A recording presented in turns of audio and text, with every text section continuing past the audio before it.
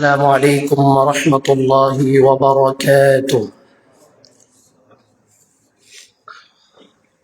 إن الحمد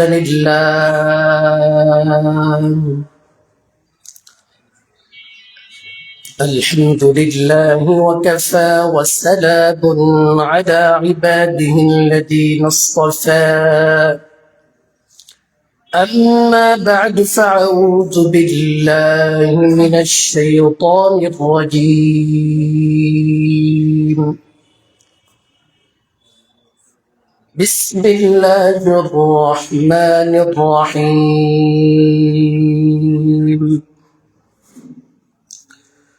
كتب عليكم الصيام كما كتب على الذين من قبلكم لعلكم تتقون. وقال رسول الله صلى الله عليه وسلم: من صام رمضان إيمانا واحتسابا غفر له ما تقدم من ذنبه، ومن قام رمضان إيمانا واحتسابا غفر له ما تقدم من ذنبه، ومن قام ليلة القدر إيمانا واحتسابا غفر له ما تقدم من ذنبه، أو كما قال عليه الصلاة والسلام. محبة الشتى درد إبراهيم بولي: اللهم صل على محمد وعلى آل محمد كما صليت على إبراهيم وعلى آل إبراهيم إنك حميد مجيد. اللهم بارك على محمد وعلى آل محمد كما باركت على إبراهيم وعلى آل إبراهيم إنك حميد مجيد. بلغ العلا بكماله كشف الدجى بجماله حسنت جميع خصاله صلوا عليه وآله. الحمد لله. معجز محترم উপস্থিত সম্মানিত মুসল্লিনে কেরাম, সম্মানিত হাজিরিন, মহান রব্বুল ইজ্জাতের দরবারে শুকরিয়া জ্ঞাপন করছি যে রব্বুল আলামিন আমাদেরকে এই ফিতনা ফাসাদের জামানায় আল্লাহ পাক রব্বুল আলামিন আল্লাহ পাকের ঘর মসজিদে আসবার বসবার তৌফিকের সুযোগ দান করেছেন। এজন্য সেই মহান মালিকের দরবারে দিল থেকে শুকরিয়া আদায় করে সকলে বলি আলহামদুলিল্লাহ। মহান আল্লাহ পাক রব্বুল আলামিন আমাদেরকে পৃথিবীর মধ্যে প্রেরণ করেছেন, পাঠিয়েছেন। কিছু সময়ের জন্য আমরা এই পৃথিবীর মধ্যে এসেছি। কি জন্য এসেছি? আল্লাহ কেন পাঠিয়েছেন? আল্লাহ পাকের দাসত্ব আর গোলামি করবার জন্য আমরা পৃথিবীর মধ্যে এসেছি। আল্লাহ পাকের দেওয়া হুকুম, এই হুকুমগুলো পালনের মাধ্যমেই আল্লাহ পাকের দাসত্ব আর গোলামি করা হয়। যখনই যে হুকুম আমাদের সামনে আসে তখনই সে হুকুম পালন করা, এটা একটা দাসের করণীয়। মুনিবের পক্ষ থেকে মুনিব যখন হুকুম করে, হুকুম করার সাথে সাথে যে গোলাম থাকে, দাস থাকে, সে বাধ্য হয় মুনিবের হুকুমগুলো পালন করতে। আমাদের আল্লাহ আমাদের মুনিব, আর আমরা তার বান্দা, দাস, গোলাম। যখনই যে হুকুম আমাদেরকে করবেন সেই হুকুম পালন করতে আমরা বাধ্য, করতেই হবে। এই যে শাবান মাস চলতেছে, প্রায় শেষের দিকে আমরা পৌঁছেছি। আর এক সপ্তাহ পরেই, এক সপ্তাহ নয়, 5-6 দিন পরেই পবিত্র মাহে রমজান আমরা পেয়ে যাব। রমজান মাসে রোজা রাখা এটা আমাদের জন্য আল্লাহ ফরজ করে দিয়েছেন। কি করেছেন? ফরজ করেছেন। আল্লাহ পাক রব্বুল আলামিন ইরশাদ করেন, يا أيها الذين آمنوا كتب عليكم الصيام كما كتب على الذين من قبلكم لعلكم تتقون। رب العالمين বলেন, হে ঈমানদারগণেরা, ইয়া আইয়ুহাল্লাযীনা আমানু কুতিবা আলাইকুমুস সিয়াম, হে ঈমানদার গণেরা, কুতিবা আই ফুরিদা, তোমাদের উপরে ফরজ করা হলো, আলাইকুম তোমাদের উপর, আসিয়াম রমজানুল মুবারকের রোজাকে, কামা কুতিবা আলাল্লাযীনা মিন ক্বাবলিকুম লাআল্লাকুম তাত্তাকুন, ইতিপূর্বে তোমাদের পূর্বে অন্য যে সমস্ত উম্মতগণ পৃথিবীর মধ্যে এসেছে তাদের উপরে যেরূপ ফরজ করা হয়েছিল তোমাদের উপর রোজাকে অনুরূপ ভাবে ফরজ করা হলো। তার মানে বোঝা যাচ্ছে যে রোজা শুধুমাত্র আমাদের উপরে আল্লাহ ফরজ করেন নাই, ইতিপূর্বে অন্য অন্য উম্মত যারা অতিবাহিত হয়ে গিয়েছে, আল্লাহ পাক সমস্ত উম্মত যারা পৃথিবীর মধ্যে বিচরণ করেছে, অতিবাহিত হয়েছে, সকলের উপরেই আল্লাহ রোজাকে ফরজ করেছে।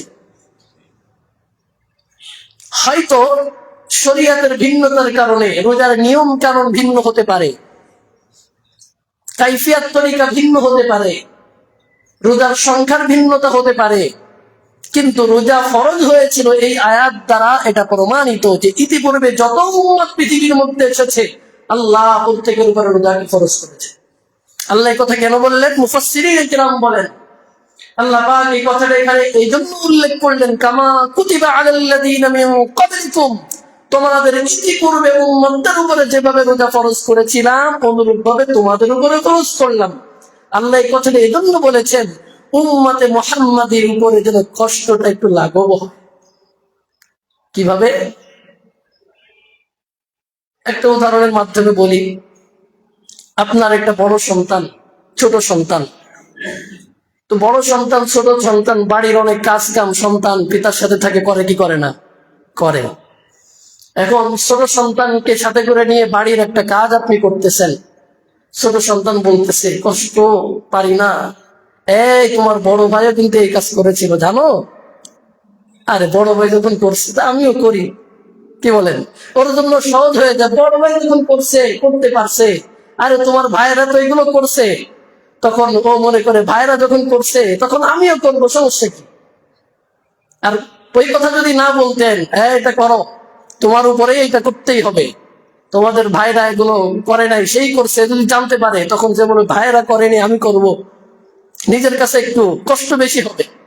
তো আল্লাহ পাক রব্বুল আলামিন পূর্বের উম্মতের উপরে ফরজ করেছেন, এটা উম্মতকে জানাচ্ছেন এই জন্য উম্মতে মুহাম্মাদি যেন কষ্ট মনে না করে যে এটা শুধু আল্লাহ আমাদের উপরে ফরজ করলেন, না না, ইতিপূর্বে যত উম্মত এসেছে আল্লাহ প্রত্যেকটা উম্মতের উপরে রোজাকে ফরজ করেছিলেন। এই হিকমতের জন্য আল্লাহ পাক কামা কুতিবা আলাল্লাযীনা মিন ক্বাবলিকুম শব্দ উল্লেখ করেছেন। রব্বুল আলামিনের পর বলেন লাআল্লাকুম তাত্তাকুন, যাতে করে তোমরা পরহেজগার হতে পারো, মুত্তাকি হতে পারো। তাহলে এখান থেকে রোজা, আল্লাহ পাক রোজা কেন রাখতে বলছেন? মুত্তাকি বানানোর জন্য। আমাদেরকে কি বানানোর জন্য বলেন? আল্লাহ রোজা ফরজ করেছেন, আমরা রোজা রাখবো, আল্লাহ আমাদের কি বানাইতে চান? বলেন বলেন, কি বানাইতে চান? মুত্তাকির, সবাই বলেন না, কি বানাইতে চান? মুত্তাকি, পরহেজগার, খোদা ভীতি যেটাকে বলা হয় সহজ বাংলায় আল্লাহর ভয়, দিলের ভিতরে আল্লাহর ভয়। আল্লাহ পাক আমাদেরকে মুত্তাকি হিসেবে কবুল করে নেন, সকলে বলেন আমিন। আল্লাহ আমাদের সকলের ভিতরে আল্লাহর ভয় যেন পূর্ণাঙ্গভাবে ঢুকিয়ে দেন, সবাই বলেন আমিন। প্রিয় মুসল্লি ভাইরা, মুত্তাকি আল্লাহ এই শব্দ এই জন্য উল্লেখ করেছেন, রোজার মাধ্যমে তাকওয়া অর্জন হয়। রোজার মাধ্যমে কি অর্জন হয়? তাকওয়া, মুত্তাকি, খোদাভীতি অর্জন হয়। কিভাবে? আপনি সারাদিন ধরে রোজা রাখলেন, রোজা রাখতে রাখতে শেষ দিকে এসে প্রচন্ড গরম, প্রচুর পরিমাণ গরম, দিনের অনেক লম্বা সময় অতিবাহিত হয়েছে, এত পরিমাণ গরম, পিপাসা আপনার প্রচন্ড পরিমাণ, তৃষ্ণা পেয়েছে, পানির প্রচন্ড পরিমাণ চাহিদা, ঘরের ভিতরে একা একা আছেন, খুব প্রচন্ড পরিমাণ তৃষ্ণা পেয়েছে, প্রচন্ড পরিমাণ পানি খেতে ইচ্ছা করতেছে, কেউ নাই ঘরের মধ্যে, ইচ্ছা করলে এক ঢোক পানি দিয়ে গলাটা ভিজাইতে পারেন, কেউ দেখবে না পৃথিবীর মধ্যে। কথা বলেন, ঘরের ভিতরে দরজা দেওয়া, কেউ দেখতেছে না, কোনো সিসি ক্যামেরাও নাই, ইচ্ছা করলে প্রচন্ড তৃষ্ণা, রোজা রেখেছেন সারাদিন ধরে, লম্বা দিন, অনেক লম্বা সময়, ইচ্ছা করলে এক ঢোক পানি দিয়ে গলা ভিজাইতে পারেন। কিন্তু আপনি আল্লাহর এমন বান্দা, আল্লাহর ভয়ে এক টুকরো, এক পরিমাণ সামান্য ফোঁটা পানিও গলার ভিতরে দিচ্ছেন না। বলেন রোজার মাধ্যমে তাকওয়া অর্জন হয় কি হয় না? এই যে তাকওয়া শিক্ষা দেওয়ার জন্য আল্লাহ বলেছেন লাআল্লাকুম তাত্তাকুন, যাতে করে তোমরা মুত্তাকি হতে পারো, মুত্তাকি হতে পারো। কেউ দেখে না পৃথিবীর মধ্যে আল্লাহর প্রিয় বান্দা আল্লাহ কি এত পরিমাণ ভয় করে, এক ফোঁটা পানিও নিজের গলার ভিতরে ঢুকায় না, এক ফোঁটা পানিও নিজের গলার ভিতরে ঢোকায় না। তাহলে একটু ভাবেন, এই রোজা আমাদেরকে কত বড় মুত্তাকি হতে শেখায়, কত বড় তাকওয়াদার হতে শেখায়। এজন্য এটা আমাদের এই বিষয়টা সামনে রাখতে হবে। যখন কোনো গুনাহ আসবে আমাদের সামনে, ইচ্ছা করলে গুনাহ করা যায়, কিন্তু গুনাহ করা যাবে না। যেভাবে আপনি রমজান মাসে প্রচন্ড পিপাসায় এক ফোঁটা পানি গালের ভিতরে দিতে পারেন না আল্লাহর ভয়ে, অনুরূপ ভাবে কোন গুনাহ সামনে আসলে আল্লাহর ভয়ে আনতে হবে। আল্লাহ আমাকে দেখছেন আমি গুনাহ কিভাবে করব, আল্লাহ আমাকে দেখছেন রমজান মাসে রোজা রেখে এক ফোঁটা পানি গলার ভিতরে কিভাবে দিব। এই যে তাকওয়া পরহেজগারিতা, অনুরূপ ভাবে যে কোনো গুনাহ সামনে আসলে আল্লাহ আমাকে দেখছেন গুনাহ আমি কিভাবে করব। এটার নাম তাকওয়া। এটার নাম কি ভাই? তাকওয়া। ইয়া আইয়ুহাল্লাযীনা আমানু কুতিবা আলাইকুমুস সিয়াম কামা কুতিবা আলাল্লাযীনা মিন ক্বাবলিকুম লাআল্লাকুম তাত্তাকুন, যাতে করে তোমরা মুত্তাকি হতে পারো। এজন্য আমি তোমাদের উপরে রমজানুল মুবারকের সিয়াম সাধনাকে ফরজ করলাম। প্রিয় মুসল্লি ভাইরা, আল্লাহ পাক রব্বুল আলামিন রমজান মাসে রোজাকে আমাদের জন্য ফরজ করে দিয়েছেন। কি জন্য? আমরা যেন মুত্তাকি হতে পারি, তাকওয়া অর্জন করতে পারি। এখন আসেন, রমজান মাস আসবে, রমজান মাসে আমাদের করণীয় কি? সর্বপ্রথম রমজানকে সামনে রেখে আমাদের যে করণীয়টা, সেটা হলো প্রস্তুতি গ্রহণ, যেটা আমি কয়েক জমা আগেও আপনাদেরকে শুনিয়েছি। শাবান মাসে, রজব মাসের শুরুতেই আমি আপনাদেরকে বলেছি যে এখন থেকে রমজানের প্রস্তুতি নিতে হবে, এবং একটা দোয়া আপনাদেরকে শিক্ষা দিয়েছিলাম, আল্লাহুম্মা বারিক লানা ফি রজব ওয়া শাবান ওয়া বাল্লিগনা রমাদান। এখান থেকে প্রায় 2 মাস আগে রজবের শুরুতেই আপনাদেরকে দোয়া শিখিয়েছিলাম, মনে আছে আপনাদের? তখনই বলেছিলাম যে এখন থেকে প্রস্তুতি নিতে হবে রমজানে। রমজান মাস পুরা মাস ব্যাপী আপনি সিয়াম সাধনা, আল্লাহর ইবাদত বন্দেগী ভিতরে আপনি কাটাবেন। এজন্য সময়টা ফারাক করতে হবে, সময়টা আপনার রমজানের জন্য বাজেট করতে হবে।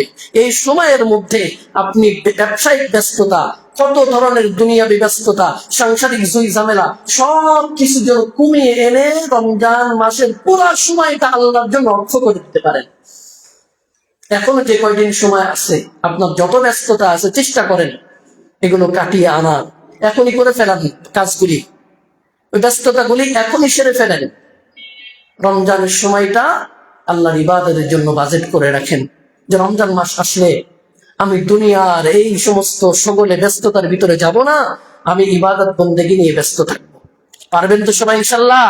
এই যে কয়দিন আছে, যত প্রয়োজন আছে, যতদূর পারা যায় সমস্ত প্রয়োজন মিটাবেন, আর রমজান মাসের সময়টা পুরো ইবাদতের জন্য বাজেট করে রাখবেন। আল্লাহ পাক আমাদের সকলকে মাহে রমজানের পুরা মাস ব্যাপী আল্লাহর ইবাদত বন্দেগীর ভিতরে কাটানোর তৌফিক আল্লাহ দান করেন, সকলে বলেন আমিন।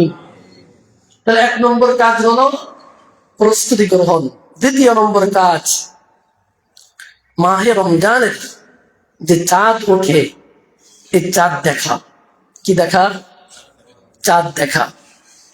আল্লাহ রাসূল সাল্লাল্লাহু আলাইহি ওয়াসাল্লাম বুখারীর হাদিসের মধ্যে বলেন, قال رسول الله صلى الله عليه وسلم صوموا لرؤيته وافطروا لرؤيته তোমরা রোজা রাখবে চাঁদ দেখে এবং রোজা ভঙ্গ করবে, অর্থাৎ 30টি রোজা বা 29টি রোজা পুরা করবে ও চাঁদ দেখে।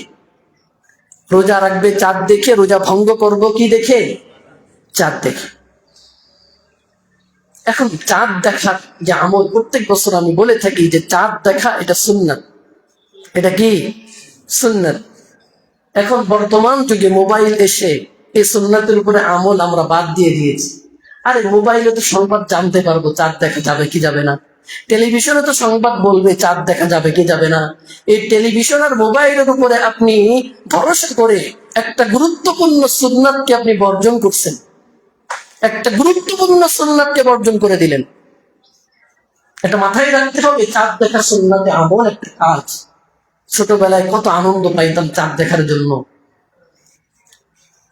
নামাজের আগে আজান দেওয়ার সাথে সাথে এক ফাঁকা জায়গায় সবাই দাঁড়িয়ে যেতাম, চাঁদ দেখা, যে চাঁদ দেখা হইতো সেই তাকবীর আল্লাহু আকবার বা আল্লাহ আল্লাহ বলে চিল্লানি সবাই একসাথে, একটা অন্যরকম আনন্দ ছিল।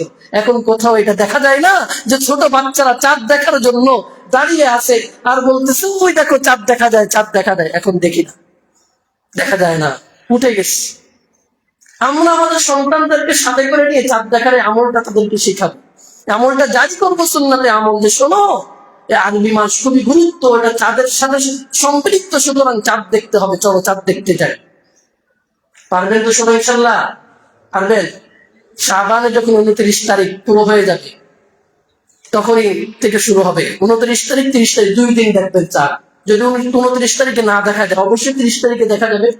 এ সম্পর্কে একটা হাদিস আছে, শোনাচ্ছি আপনাদেরকে, বুখারী মুসলিমের হাদিস। قال رسول الله صلى الله عليه وسلم إذا رأيتم الهلال فصوموا যখন তোমরা হিলাল তথা চাঁদকে দেখবে, ফাসুমু তখন তোমরা রোজা রাখা শুরু করবে। فإذا رأيتموه فأفطروا আর যখন তোমরা আবার চাঁদ দেখবে, 1 মাস পুরো হওয়ার পরের মাসে আবার নতুন চাঁদ দেখবে, ফাফতিরু তোমরা রোজা ভেঙে ফেলবে, আর রোজা রাখার দরকার নাই, 1 মাস পুরো হয়ে গিয়েছে। তাহলে একবারে চাঁদ দেখে পরের বার চাঁদ দেখলে ভিতরে কয় মাস? 1 মাস। এরপরে আল্লাহ রাসূল বলেন ফাইন গুম্মা আলাইকুম, যদি আকাশ মেঘাচ্ছন্ন থাকে, তোমাদের সন্দেহ হয় চাঁদ দেখা যাচ্ছে না, অনেক সময় হয় না কেউ চাঁদ দেখতে পারে নাই, আকাশ মেঘাচ্ছন্ন হয়েছে। 29 তারিখে 29 তারিখ শেষ হয়ে গিয়েছে শাবান মাসে, এই 29 তারিখ শেষ হওয়ার পরে চাঁদ কোথাও দেখা যায় নাই, বা আকাশ মেঘাচ্ছন্ন, কেউ চাঁদ দেখতে পারে নাই। আল্লাহ রাসূল বলেন তাহলে শোনো, ফাসুমু সালাসিনা, তোমরা 30 দিন পুরা করবে। কয়দিন পুরা করবে? চাঁদ যদি না দেখা যায় কয়দিন পুরা করবে? 30 দিন পুরা করবে। যদি চাঁদ দেখা যায় 29 তারিখ, তাহলে 29 কে হলো। আর যদি চাঁদ না দেখা যায় তাহলে কয়দিন পুরা করবে? 30 দিন পুরা। চাঁদ দেখা সম্পর্কে আলাদা অধ্যায় বা এটা রচনা করা হয়েছে হাদিসের কিতাবগুলির মধ্যে। তাহলে বলেন চাঁদ দেখার গুরুত্ব কত? বাবু রুইয়াতুল হিলাল, চাঁদ দেখার অধ্যায় নিয়ে বাব অধ্যায় হাদিসের কিতাবগুলির ভিতরে বিশেষ গুরুত্ব পেয়েছে। তাহলে এক একটা অধ্যায় রচনা হয়েছে চাঁদ দেখার উপরে, তাহলে চাঁদ দেখা কতটা গুরুত্বপূর্ণ আপনারা বলেন।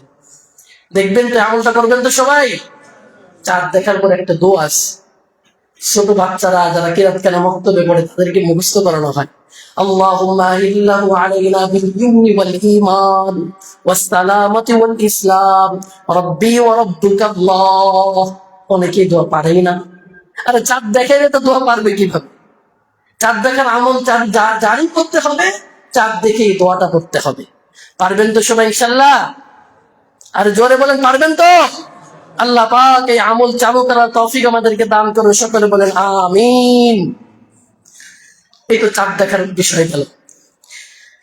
চাঁদ দেখার পরে প্রথম রাত হয়, তাই না? চাঁদ দেখলেন মানে কি রমজানের প্রথম রাত শুরু। চাঁদ দেখার পর থেকে রমজানের প্রথম রাত।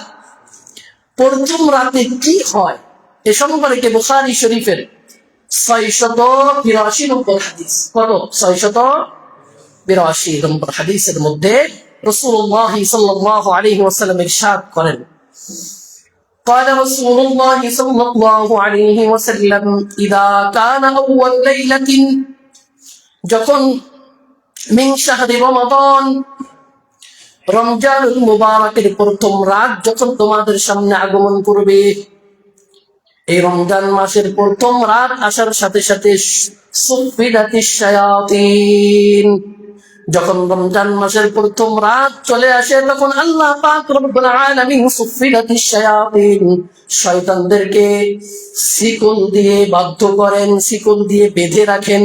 প্রথম রাতে শয়তান, যত শয়তান আছে, রমজানের প্রথম রাত আগমন হবে তো শয়তানদেরকে শিকল দিয়ে আল্লাহ পাক ফেরেশতাদের মাধ্যমে সমস্ত শয়তানদেরকে আল্লাহ আবদ্ধ করেন। আর সুবহানাল্লাহ বলেন না। শুধু তাই নয়, এরপরে যত জিন আছে জিনদেরকেও আবদ্ধ করেন। শয়তান নয়, শয়তান এবং জিন, শয়তান এবং জিন। জিন কি জিন? অবাধ্য জিন। কোন জিন? অবাধ্য যে জিনগুলি আছে এই জিনগুলিকেও আবদ্ধ করে। কিন্তু বাধ্য যারা নামাজ আদায় করে, রোজা রাখে, ভালো কাজ করে, এই সমস্ত জিনদেরকে আবদ্ধ করা হয় না। এই অবাধ্য জিন এবং শয়তান তাদেরকে শিকল দিয়ে আল্লাহ পাক বেঁধে রাখেন প্রথম রাত থেকে শুরু। এরপরে আল্লাহ রাসূল বলেন ওয়াগুল্লিকাত আবওয়াবুন নার, জাহান্নামের যতগুলি দরজা আছে আল্লাহ পাক সমস্ত দরজাগুলিকে বন্ধ করে দেন। ফালাম ইফতাহ মিনহা বাব, একটি দরজা আল্লাহ পাক খোলা রাখেন না। যখন রমজানের প্রথম রাত আগমন করে রব্বুল আলামিন জাহান্নামের সমস্ত দরজাগুলিকে বন্ধ করে দেন, একটি দরজা আল্লাহ পাক খোলা রাখেন না। ওয়াফতিহাত আবওয়াবুল জান্নাহ, জান্নাতের সমস্ত দরজা রব্বুল আলামিন খুলে দেন। জাহান্নামের সমস্ত দরজা বন্ধ রাখেন, একটাও খোলা রাখেন না। আর জান্নাতের সমস্ত দরজা আল্লাহ পাক আল্লাহর প্রিয় বান্দা বান্দীদের জন্য খুলে দেন। ফালাম ইয়াগুলাক মিনহা বাব, আর একটি জান্নাতের একটি দরজা আল্লাহ পাক বন্ধ রাখেন না, সমস্ত দরজা আল্লাহর বান্দা বান্দীদের জন্য আল্লাহ পাক খুলে দেন। সুবহানাল্লাহ বলেন না। জাহান্নামের সব দরজা বন্ধ, জান্নাতের সমস্ত দরজা খুলে দেন।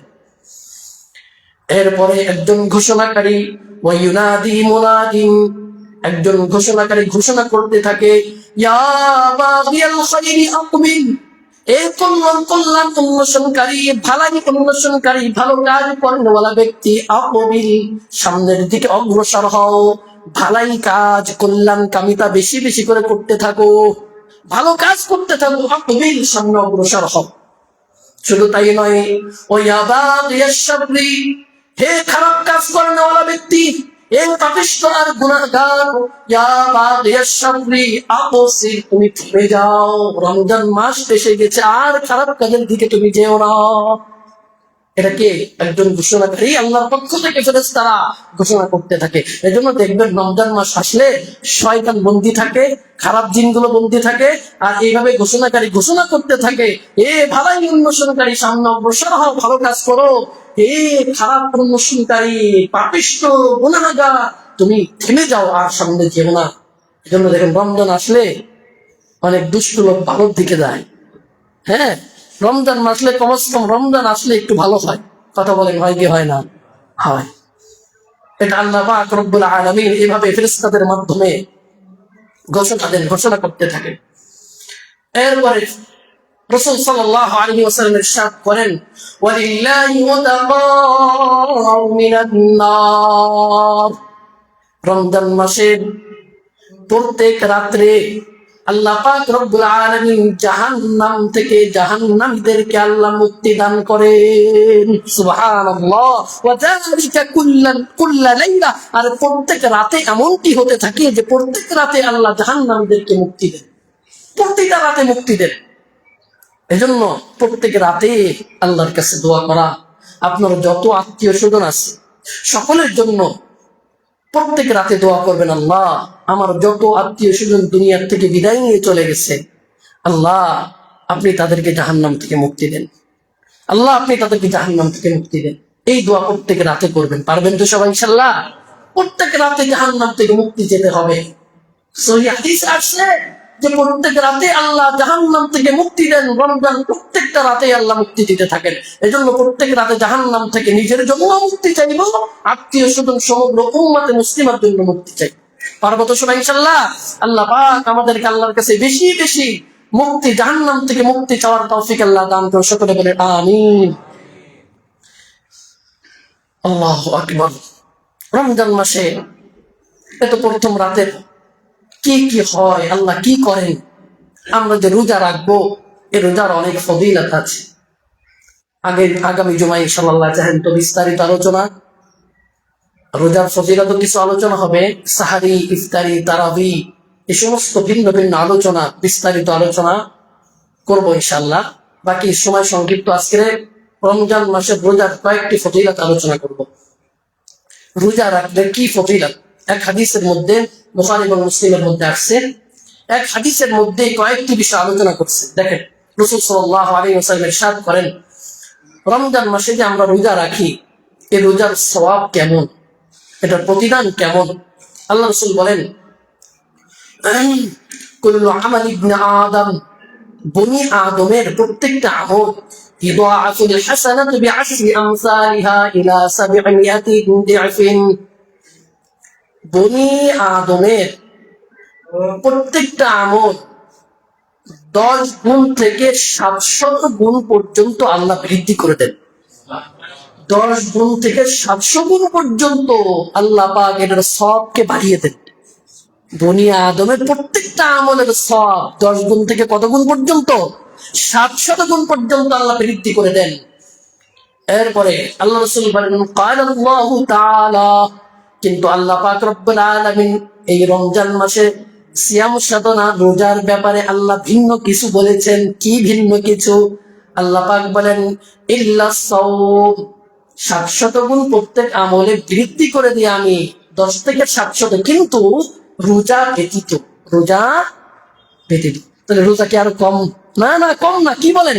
ফাইন্নাহু লি, রোজা আমার জন্য, আল্লাহ বলেন রোজা আমার জন্য, ওয়ানা আজজি বি, আর আমি আল্লাহ নিজ হাতেই এই রোজার প্রতিদান দান করব।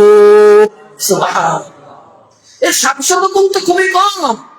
আল্লাহ নিজের থেকে যেটা দেবেন, খাস ভাবে যেটা দেবেন, সেটার প্রাপ্তি তো অনেক বড় হবে, অনেক বড়। আল্লাহ বলেন, ওয়ানা আজিজ, রোজা আমার জন্য, ওয়ানা আজিজি, আর আমি নিজেই এটার প্রতিদান দান করব। আর একটু জোরে সুবহানাল্লাহ বলেন না।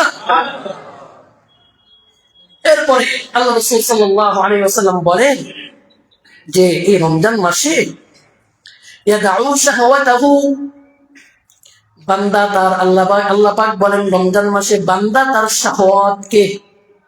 শাহওয়াতকে পবিত্র এবং তার খাবার দাবার এগুলো থেকে বিরত থাকে, শাহওয়াত থেকে এবং খাবার দাবার থেকে বিরত থাকে, মিন আজালি, আমার জন্য।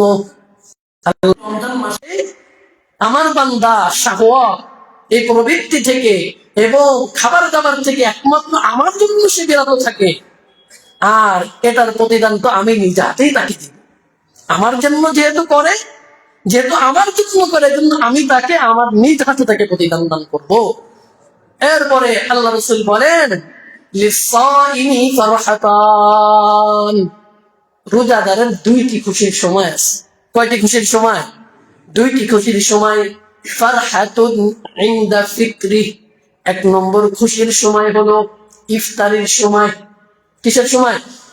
ইফতারির সময়, এটা খুশির সময়। ওয়া ফারহাতুন ইনদা লিকাই রাব্বি, আর একটা খুশির সময় হলো আল্লাহর সাথে যখন মুলাকাত করবে, তখন হলো আরেকটা খুশির সময়। সুবহানাল্লাহ। আল্লাহর সাথে যখন মুলাকাত করবে, তখন আরেকটা খুশির সময়। রাসূল সাল্লাল্লাহু আলাইহি ওয়াসাল্লাম বলেন, ওয়ালা খালুফা ফামিস সাইমি আতয়াবু ইনদাল্লাহি মির রিহিল মিস্ক, রমজান মাসে রোজাদার ব্যক্তি সারাদিন না খেয়ে থাকার কারণে মুখের একটা দুর্গন্ধ হয়। এই দুর্গন্ধ আল্লাহ পাকের কাছে মির রিহিল মিস্ক, মিষ্ক আম্বারের থেকেও সুগন্ধ। সুবহানাল্লাহ। মিষ্ক আম্বার থেকে সুগন্ধি আল্লাহ পাকের কাছে। এটা নিয়ে একটু কথা বলি। না খেয়ে থাকলে দুর্গন্ধ, এটা 2 ধরনের। একটা হলো মুখের ভিতরে যে দুর্গন্ধটা হয়, এমনি মুখের ভিতরে বিরাজ করে নাই, মেসওয়াক করে নাই, এটা দুর্গন্ধ, এটা না, কিন্তু এইটা না।